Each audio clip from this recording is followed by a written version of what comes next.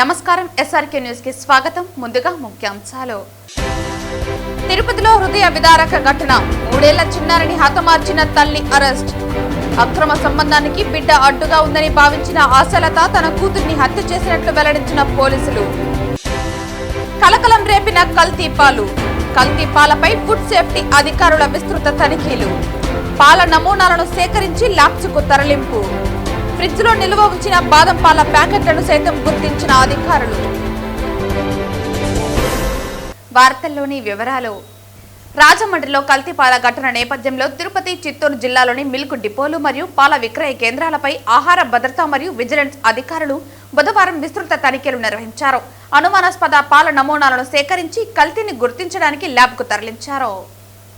మొన్న రాజమండ్రిలో జరిగిన మిల్క్ ఇన్సిడెంట్ గురించి రాష్ట్రం మొత్తము ఉన్నతాధికారుల ఆదేశం మేరకు శాంపుల్ కలెక్ట్ చేసి ల్యాబ్ పంపించడము, అలాగే స్పాట్లో కొన్ని టెస్టులు కూడా స్పాట్ టెస్టులు చేయడము. మాకు ఏదైనా డౌట్ వస్తే కూడా మిల్క్ పారవేయమని చెప్పారు. కాబట్టి కొన్ని ఇక్కడ అయోడిన్ టెస్ట్ కానీ, అరహర పౌడర్ యూరియా టెస్ట్ కానీ, తర్వాత లాక్టోమీటర్ టెస్ట్ కానీ చేయడం జరిగింది. అట్లే కౌ మిల్క్ ఒకటి, తర్వాత బఫెలో మిల్క్ శాంపుల్ కూడా కలెక్ట్ చేసాము. తీసి ఫుడ్ ల్యాబొరేటరీ నాచారం పంపడం జరుగుతుంది. తర్వాత రేపు మర్నాడు కూడా ప్రైవేట్ ల్యాబ్ వాళ్ళు వస్తే దీనికి క్రాస్ చెక్ కోసం కూడా ప్రైవేట్ ల్యాబ్ కూడా ఇస్తున్నాము. కోల్డ్ చైన్ సిస్టమ్ పంపించమన్నారు. కాబట్టి జిల్లాలో ఇక్కడే కాదు ఎక్కడైనా కూడా ఇంటీరియర్గా విలేజ్లో కానీ, తర్వాత అన్సర్వ్డ్ ఏసీ కానీ, మిల్క్ సప్లై చేసేవాళ్ళు, మిల్క్స్ కలెక్ట్ చేసేవాళ్ళు, మిల్క్ బాయ్స్ అమ్మేవాళ్ళు అందరూ జాగ్రత్త తీసుకొని అక్కడ ఏదైనా డౌట్ వస్తే ఫుడ్ సేఫ్టీ తిరుపతి జిల్లాకు మా సెల్ నెంబర్కి ఇన్ఫర్మేషన్ ఇస్తే మేము కూడా అక్కడ రైడింగ్ చేసి వాళ్ళకు శాంపుల్ తీసుకొని తగు చర్య తీసుకుంటాం. తర్వాత ఏ బిజినెస్ చేసుకున్నా ఎవరు తీసుకున్నా ఫుడ్ లైసెన్స్ చాలా అవసరం, చాలా ఇంపార్టెంట్. ఫుడ్ లైసెన్స్ లేని వ్యాపారం చేయకూడదు. ఫుడ్ లైసెన్స్ లేదంటే అది 3 lakhs వరకు ఫైన్ ఇంపోజ్ చేయడం జరుగుతుంది. తర్వాత ఈ కంటైనర్లు కానీ, ఫ్రిడ్జ్లు కానీ చాలా జాగ్రత్తగా మెయింటైన్ చేయాలి. ఇప్పుడు జరిగిన ఇన్సిడెంట్స్ వాళ్ళు ఇట్లా నెగ్లెక్ట్గా ఏదో ఫ్రిడ్జ్ లీక్ కావడం ఏదో జరిగిందని సమాచారం. ప్రతి ఒక్కరూ ఇట్లా కంటైనర్లు పెట్టి మిల్క్ ఫ్రిడ్జ్లో పెట్టుకోవాలా. ఓపెన్గా పెట్టేస్తే కింది నుంచి ఏం జరుగుతుందో తెలియదు కదా. ప్రిజర్వేషన్ చాలా ముఖ్యం. తర్వాత దాన్ని మెయింటైన్ చాలా ముఖ్యం. హోటల్లో కానీ రెస్టారెంట్లో కూడా డీప్ ఫ్రిడ్జ్లో అన్ని చికెను, మటను, ప్రిపేర్డ్ ఫుడ్ తప్పట్లా. ఇప్పుడు అసలు ఇటువంటి ఇన్సిడెంట్ జరగడం మా లైఫ్లో ఫస్ట్ టైం చూస్తున్నాం. ఫ్రిడ్జ్లో ఎక్కడో లీక్ అయింది అనేది. కాబట్టి వ్యాపారస్తులు ఇక్కడ మిల్కే కాదు, రెస్టారెంట్లు అయినా, తర్వాత చిన్న చిన్న వ్యాపారస్తులు కానీ, వాటర్ కానీ, తర్వాత ఐస్ క్రీములు అమ్మే వాళ్ళు కూడా చాలా జాగ్రత్తగా మెయింటైన్ చేయాల్సి ఉంటుంది. ఒక ప్రజలతో ఆరోగ్యాలతో ఆడుకోకూడదు కదా. చూస్తున్నాం కదా చిన్నపిల్లలు ఇప్పుడు యూరియా కానీ, తర్వాత ఈ పౌడర్స్ యాడ్ చేసినప్పుడు కిడ్నీ టాలరెన్స్ చేయలేదు కాబట్టి డెత్తులు వచ్చాయి. దానివల్ల మా ఉన్నతాధికారులు ఆదేశాల మేరకే ఈ రైడింగ్ చేయడం జరుగుతుంది. ఈరోజు మన రాష్ట్ర స్థాయి నాయకులు కూడా కన్జ్యూమర్ ఫోరం హరిబాబు సారు, మన జిల్లా రాజారెడ్డి సార్ గారు వచ్చారు. వాళ్ళ ప్రెజెన్స్లో తనిఖీలు చేస్తున్నాం. రిపోర్ట్స్ ఆధారంగా వాళ్ళ మీద చర్య తీసుకోవడం జరుగుతుంది.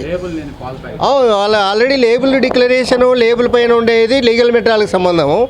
అందులో ఉండే కంటెంట్ మిల్క్ కానీ ఇంకేదైనా కానీ క్వాలిటీ మాకు సంబంధం. కాబట్టి ప్రతి ఒక్కరూ దాని లేబుల్ డిక్లరేషన్ చాలా ఇంపార్టెంట్.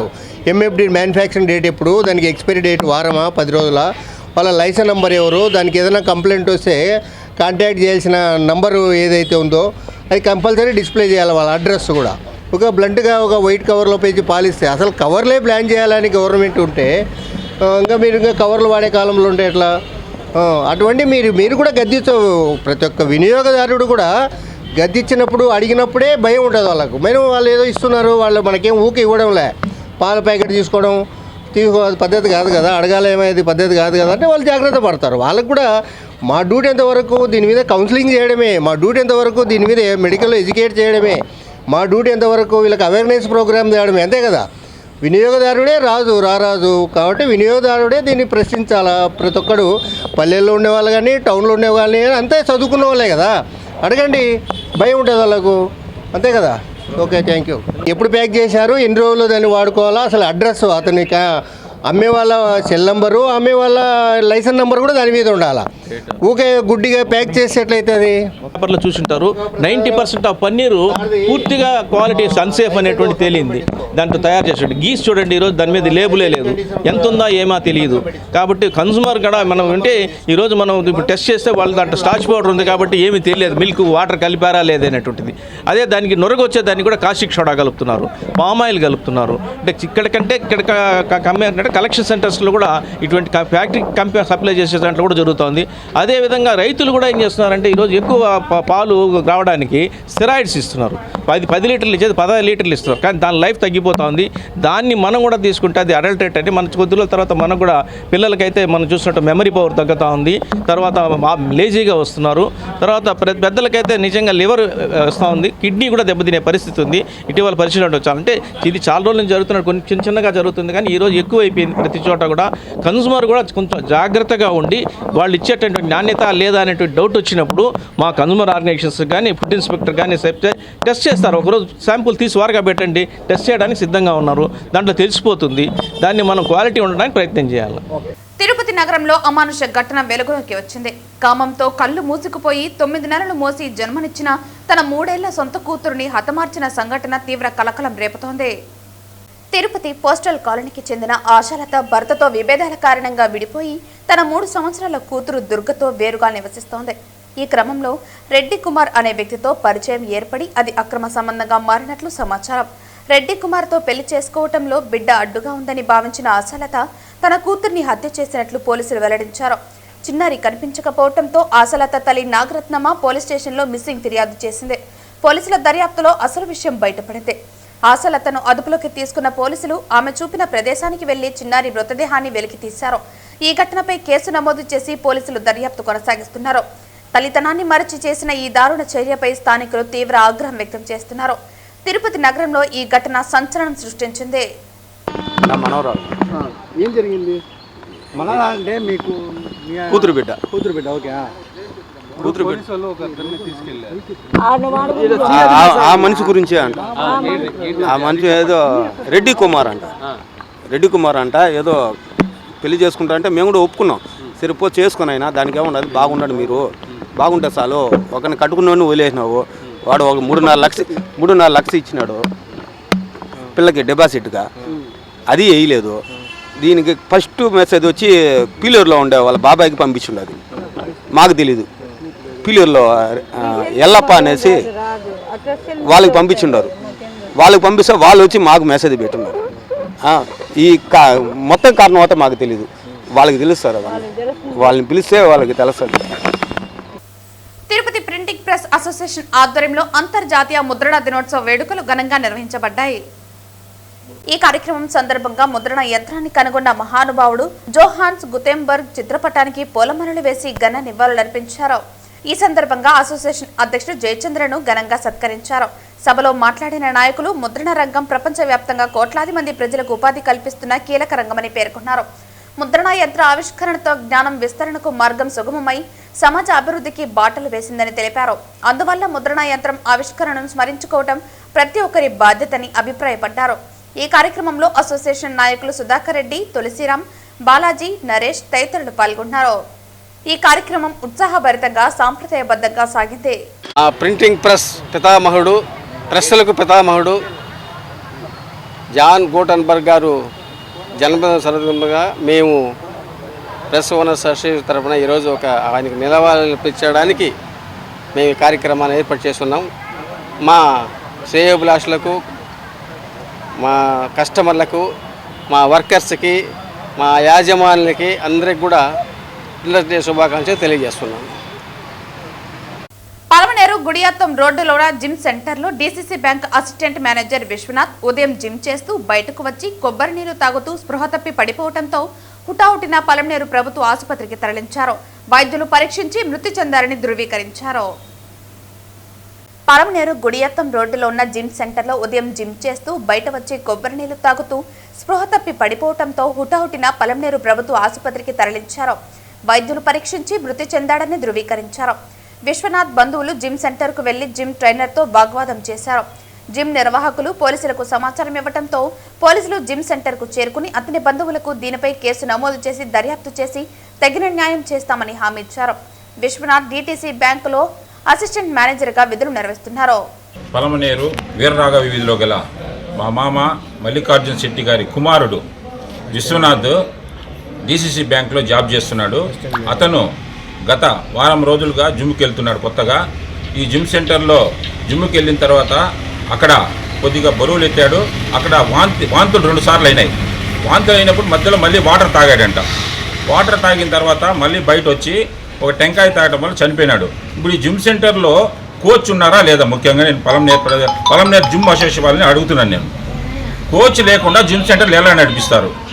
ఆ జిమ్ సెంటర్లో 2000 కడితే మామూలు ట్రైనింగ్ ఉంటుంది, 4,500 కడితే విత్ జిమ్ ట్రైనర్తో ఉంటుంది.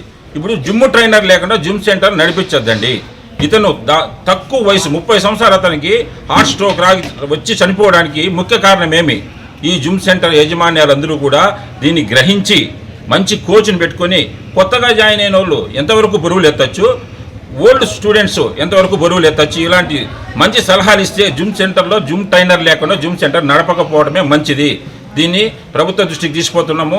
దయచేసి వాళ్ళపైన యాక్షన్ తీసుకొని కోరుతున్నాను. ఈరోజు విశ్వనాథ్ అని ఒక అబ్బాయి 27 ఇయర్స్ మేల్ పర్సన్ మా హాస్పిటల్కి బ్రాడ్ డెత్ అనమాట. హిస్టరీ తీసుకుంటే అబ్బాయి జిమ్ చేస్తూ ఉండగా పడిపోయినట్లుగా తెలిసింది. తీసుకొచ్చేసరికి ప్రాణం పోయింది. Maybe it is acute cardiac arrest. So ఇంత చిన్న వయసులో కార్డియాక్ అరెస్ట్ రావడం అనేది చాలా శోచనీయము. పేరెంట్స్కి ఒకే ఒక్క కొడుకు అతను. నిజంగా యంగ్స్టర్స్ కొంతమంది ఫిట్నెస్ ఫ్రీక్స్ అనేసి ఎక్కువగా జిమ్స్ చేయడము, తను తొందరగా ఫిట్నెస్ తెచ్చుకోవడానికి ఎక్కువ డైటింగ్ చేయడము, లిక్విడ్స్ తీసుకోకపోవడము, ఇవన్నీ చేయడము, ఇలాంటివి చేయొద్దండి దయచేసి.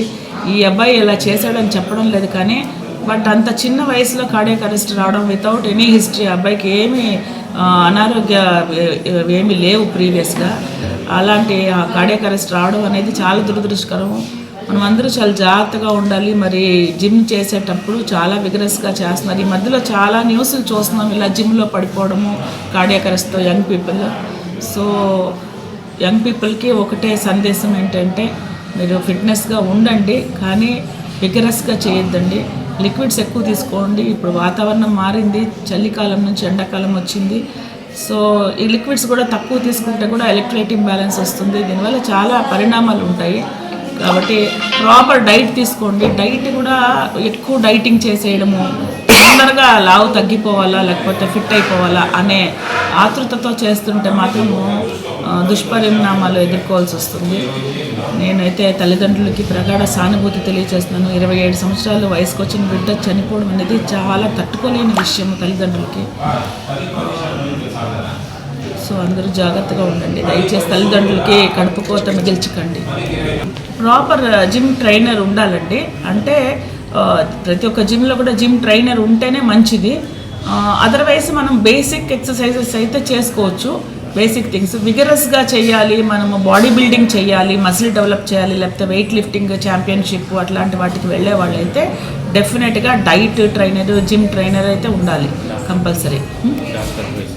డాక్టర్స్ అడ్వైస్ కూడా తీసుకోవాలి. మధ్య మధ్యలో వెళ్ళి ఆల్ చెకప్స్ చేసుకుంటూ డాక్టర్స్ అడ్వైస్ ఎవ్రీ 6 మంత్స్కి ఒకసారి చెకప్ చేసుకుంటూ అట్లా బాడీ బిల్డింగ్ చేయాలనుకునే వాళ్ళు, జస్ట్ నార్మల్గా చేయాలనుకునే వాళ్ళకి పర్వాలేదు, కానీ బాడీ బిల్డింగ్ చేయాలి, విగరస్గా చేయాలి అనుకునే వాళ్ళు డెఫినెట్గా ట్రెడ్మిల్ టెస్ట్ అలాంటివన్నీ చేసుకొని మన హార్ట్ ఎంతవరకు దాన్ని టేకప్ చేస్తుంది అనేది కూడా చెక్ చేసుకోవడం మంచిది. మనం ఈ మధ్యకాలంలో ఇలాంటి కేసులు ఏమైనా వచ్చాయి? మనకి రాలేదు, కానీ మీడియాలో అయితే చూస్తున్నాము. చాలా చోట్ల ఇట్లా జిమ్ చేస్తున్న యంగ్స్టర్స్ కొలాప్స్ అయిపోవడం అయితే చాలా చోట్ల చూస్తున్నాము. రాష్ట్ర వ్యాప్తంగా అంగన్వాడీల సమస్యలు పరిష్కరించాలని అన్ని ప్రాంతాల్లో అంగన్వాడీల రిలే దీక్షలు 3వ రోజు కూడా కొనసాగుతోంది. అందులో భాగంగా పులిచెర్ల సిడిపిఓ కార్యాలయం దగ్గర anganwadi workers and helpers association AITC అనుబంధం యూనియన్ నాయకులు సరస్వతి ముబీనా ప్రేమలత అధ్యక్షతన కొనసాగుతోంది. ఈ కార్యక్రమానికి ముఖ్య అతిథులుగా ఏఐటీయూసీ జిల్లా ప్రధాన కార్యదర్శి Kodandaiah, anganwadi workers and helpers రాష్ట్ర వర్కింగ్ ప్రెసిడెంట్ ప్రేమ, యూనియన్ నాయకులు సరస్వతి ముబీనా ప్రేమలత పాల్గొని మాట్లాడారు. ఈ సందర్భంగా ఏఐటీయూసీ జిల్లా ప్రధాన కార్యదర్శి కోదండయ్య, రాష్ట్ర వర్కింగ్ ప్రెసిడెంట్ ప్రేమ నాయకులు మాట్లాడుతూ 2024 డిసెంబర్ నెలలో దాదాపు 42 రోజుల పాటు అంగన్వాడీ వేతనాలు పెంచాలని, సమస్యలు పరిష్కరించాలని గత ప్రభుత్వంలో సమ్మె చేస్తే అప్పటి ప్రతిపక్షంలో ఉన్న అప్పటి కూటమి ప్రభుత్వం నాయకులు మేము అధికారంలోకి వస్తే తప్పకుండా అంగన్వాడీ సమస్యలు పరిష్కరిస్తామని, అంగన్వాడీలకు వేతనాలు పెంచుతామని హామీ ఇచ్చి పెద్ద ఎత్తున సమ్మెలో మద్దతుగా పాల్గొన్నారని అన్నారు.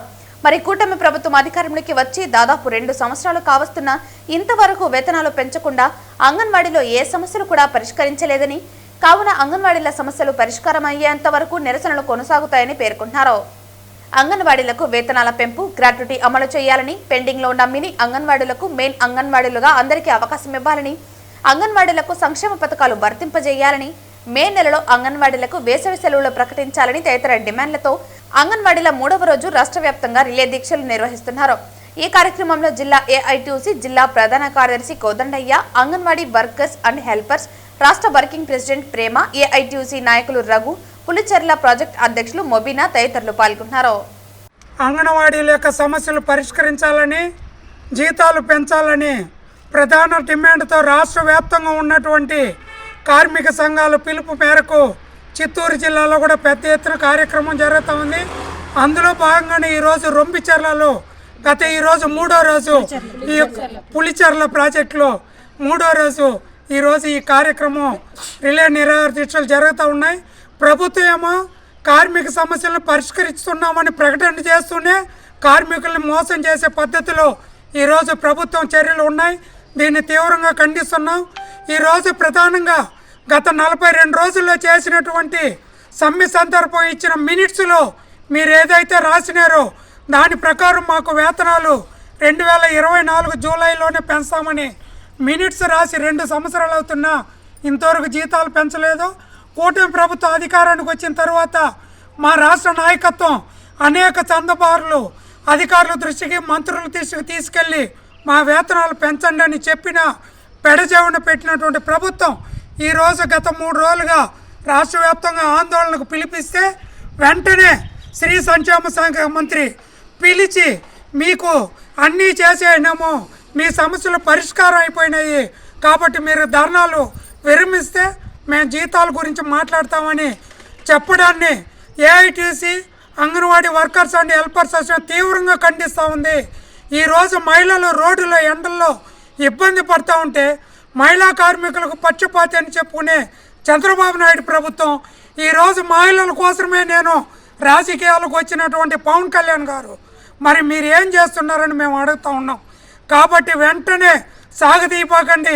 అంగన్వాడీలతో పెట్టుకునే ఏ ప్రభుత్వం కూడా మనుగడ సాగలేదు.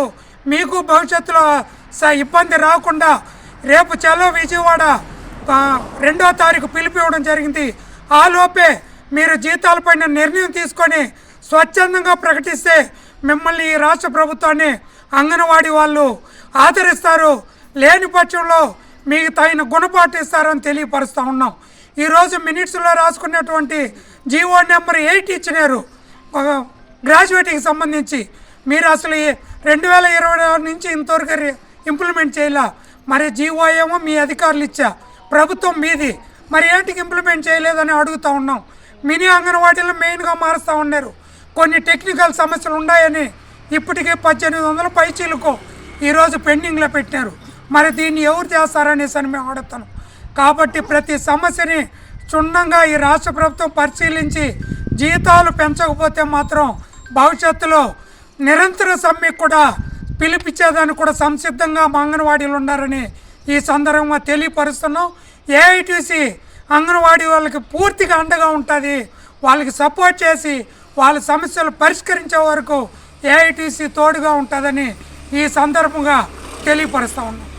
భారత కమ్యూనిస్టు పార్టీ సీనియర్ నాయకులు, స్వాతంత్ర పోరాట సమరయోధులు అయినటువంటి కామ్రేడ్ ఆర్ నల్లకన్ను ఈరోజు చెన్నైలోని రాజీవ్ గాంధీ ప్రభుత్వ ఆసుపత్రిలో మరణించడం జరిగిందని, ఆయన మృతి యావత్ కమ్యూనిస్టు పార్టీకి, తమిళనాడు రాష్ట్రానికి తీరని లోటుగా అని సిపిఐ పార్టీ జాతీయ కార్యదర్శి నారాయణ తెలిపారు. 1925వ సంవత్సరంలో పుట్టిన నల్లకన్ను భారతదేశ స్వాతంత్ర పోరాటంలో బ్రిటిష్ సైన్యానికి ముచ్చమటలు పట్టించారని, ఆ తర్వాత మార్క్స్ లెనిన్ స్ఫూర్తితో కమ్యూనిస్టు పార్టీలో తనను విలీనం చేసుకుని వర్గ కుల వివక్షతకు వ్యతిరేకంగాను ప్రజా సమస్యల మీద అలుపెరగానే పోరాటం చేసిన ఎర్రజెండా ముద్దుబిడ్డ కామ్రేడ్ ఆర్ నల్లకన్ను ఈరోజు తన తుది శ్వాస విడిచారని తమిళనాడు రాష్ట్ర ప్రజల గుండెల్లో గాంధీగా పేరొందిన నల్లకన్ను లేరని, నిజాన్ని జీర్ణించుకోలేకపోతున్నారని డాక్టర్ నారాయణ పేర్కొన్నారు. సిపిఐ అగ్రనాయకులు నల్లకన్ను ఇక లేరని చెప్పడానికి చింతిస్తా ఉన్నాం. ఆయన తమిళనాడు గాంధీగా పేరు. అన్ని రాజకీయ పార్టీలు కూడా ఆయన వేడు చూపించే అవకాశం లేదు. సుదీర్ఘకాలం కమ్యూనిస్ట్ పార్టీలో ఉండి 101 సంవత్సరాలకు వయసు వచ్చింది. దాదాపు 6 నెలలుగా ఆయన కోమాలో ఉన్నారు. ఈ రోజే అర్ధగంట క్రితమే ఆయన చనిపోయారు చెప్పేసి గవర్నమెంట్ మెడికల్ హాస్పిటల్లో మెడ్రాస్ చెప్పారు. వారి మృతదేహాన్ని డొనేట్ చేస్తారు. అయితే ఈరోజు సాయంత్రానికి మృతదేహం టీనగర్లో ఉన్న సిపిఐ కార్యాలయానికి తీసుకెళ్తారు. రేపు ఉదయానికి ఆ బాడీని డొనేట్ చేస్తారు. నిజంగానే ఆయన కమ్యూనిస్ట్ ఉద్యమానికి పితామహుడైతే ఈనాటి రాజకీయాలకు ఆదర్శవంతుడు. ఏ రాజకీయ పార్టీని ఆరాధించడానికి ఉండరు. అలాంటి మహత్తరమైనటువంటి కానుక నల్లకన్ను కమ్యూనిస్ట్ పార్టీ. అలాంటి యుద్ధ యోధులను పోగొట్టుకుని చాలా బాధాకరం. అది కమ్యూనిస్ట్ పార్టీకి చాలా బాధాకరం. కమ్యూనిస్ట్ పార్టీ సభ్యులకు చాలా బాధాకరం. వారి మరణం పట్ల సిపిఐ ప్రగాఢ సంతాపం తెలియజేస్తా ఉంది. వారి కుటుంబ సభ్యులకి ఆ సానుభూతి తెలియజేస్తా ఉన్నాం. సిమెంట్ ఇటుకల తయారీ పరిశ్రమ వెదజల్లుతున్న దుమ్ము, ధూళి, రసాయన వ్యర్థాల నుండి, కాలుష్యం నుండి తమను కాపాడాలని కోరుతూ తిరుపతి జిల్లా సత్యవేడు మండలం కోమటిగుంట వాసులు రోడ్డుపై ధర్నా నిర్వహించారు. సత్యవేడు కోమటిగుంట గ్రామం వద్ద ఒక వ్యక్తి సిమెంట్ ఇటుక తయారీ పరిశ్రమను నిర్వహిస్తున్నాడు. సిమెంట్ ఇటుక తయారీ ముసుగులో తమిళనాడులోని గుమ్మడిపూడి, చెన్నై ప్రాంతాలలోని ముడి ఇనుము పవర్ ప్లాంట్ పరిశ్రమల నుంచి సేకరించిన రసాయన వ్యర్థ పదార్థాలను భారీగా డంప్ చేసుకుని వ్యాపారం నిర్వహిస్తున్నాడు. ఈ రసాయన వ్యర్థ పదార్థాలను క్రషింగ్ మిషన్లలో వేసి మెత్తని పొడిగా తయారు చేసి తయారైన మెత్తని పొడిని సిమెంట్ ఇటుకలలో ఉపయోగిస్తున్నాడు. ఈ క్రమంలో పొడిగా మారుతున్న రసాయన వ్యర్థ పదార్థాలు సమీపంలోని నివాస గృహాలు, పంట పొలాలపై పడి విపరీత కాలుష్యం కారణమవుతోంది. ఈ కారణంగా తాము ఊపిరితిత్తులు, శ్వాసకోశ, కిడ్నీ సంబంధిత వ్యాధులకు గురై ఆసుపత్రుల చుట్టూ తిరుగుతున్నామని కోమిటిగుంట గ్రామస్తులు ఆరోపిస్తున్నారు. ఈ విషయమై కాలుష్యానికి కారణమవుతున్న ఓం శక్తి ఫ్లై యాష్ బ్రిక్స్ యాజమాన్యంపై చర్యలు తీసుకోవాలని అధికారులకు విన్నవించినా ఫలితం లేకుండా పోయిందని ఆవేదన వ్యక్తం చేశారు. అదేవిధంగా పరిశ్రమ విస్తరణలో భాగంగా ఇటుకల తయారీ పరిశ్రమకు ఆనుకుని ఉన్న ప్రభుత్వ స్థలాలను యథేచ్ఛగా ఆక్రమించి పరిశ్రమను విస్తరించుకున్నాడని ఆరోపించారు. అంతేకాకుండా గ్రామంలో తరతరాలుగా ఉన్న 8 ఊటగుంట బావులను కూడా పూడ్చివేసి తన పరిశ్రమను కలుపుకున్నాడని ఆరోపించారు. మరోవైపు పరిశ్రమలో బీహార్ నుంచి తీసుకువచ్చిన వలస కూలీల పిల్లల చేత కూడా వెట్టి చాకరీ చేయించుకుంటున్నాడని గ్రామస్తులు తెలిపారు. పరిశ్రమ ఆవరణలోనే చిన్నపిల్లలు పనులు చేసుకుంటూ దుమ్ము, ధూళి, రసాయన వ్యర్థాలు మధ్య ప్రాణాంతకరంగా గడుపుతున్నారని ఆవేదన వ్యక్తం చేశారు. పరిశ్రమ నుంచి వస్తున్న దుమ్ము, ధూళితో పంటలు సరిగా పండకుండా, ఒకవేళ పంటలు పండినా చేతికి రాకుండా నష్టపోతున్నామని ఆందోళన వ్యక్తం చేశారు. సమీపంలోని మేతకు వెళ్లిన పశువులు కూడా అనారోగ్యాల బారిన పడుతోందని పాడి రైతులు గోడు వెళ్లబుచ్చుకున్నారు. రసాయన వ్యర్థ పదార్థాల పరిశ్రమతో తమ ప్రాణాలతో చెలగాటమాడుతున్న ఓం శక్తి ఫ్లై యాష్ బ్రిక్స్ ను మూసివేయాలని డిమాండ్ చేశారు. సమాచారం తెలుసుకున్న సత్యవేడు ఎస్ఐ సాయినాథ్ చౌదరి సిబ్బందితో చేరుకుని పరిశ్రమను పరిశీలించారు. గ్రామస్తులతో చర్చించి విషయం ఉన్నతాధికారుల దృష్టికి తీసుకువెళ్తామని తెలిపారు. ప్రస్తుతానికి పరిశ్రమ వద్ద ఎలాంటి కార్యక్రమాలు నిర్వహించకుండా చర్యలు తీసుకుంటామని వారికి హామీ ఇచ్చారు. దీంతో గ్రామస్తులు ఆందోళన విరమించి వెనుదిరిగారు. బుధవారం ఉదయం వీఐపీ విరామ దర్శన సమయంలో తిరుమల శ్రీవారిని మాజీ మంత్రి రోజా దర్శించుకున్నారు. బుధవారం ఉదయం వీఐపీ విరామ దర్శన సమయంలో కుటుంబంతో కలిసి స్వామివారి సేవలో పాల్గొని మొక్కలు చెల్లించుకున్నారు. దర్శన అనంతరం రంగనాయకుల మండపంలో వేద పండితులు వేద ఆశీర్వచనం అందించగా ఆలయ అధికారులు స్వామివారి తీర్థ ప్రసాదాలు అందజేసి పట్టు వస్త్రంతో సత్కరించారు.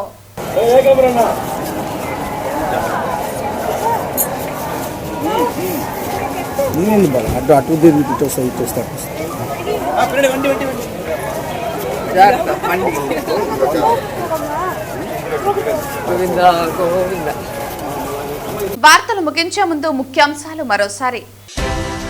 తిరుపతిలో హృదయ విదారక ఘటన, 3 ఏళ్ల చిన్నారిని హతమార్చిన తల్లి అరెస్ట్.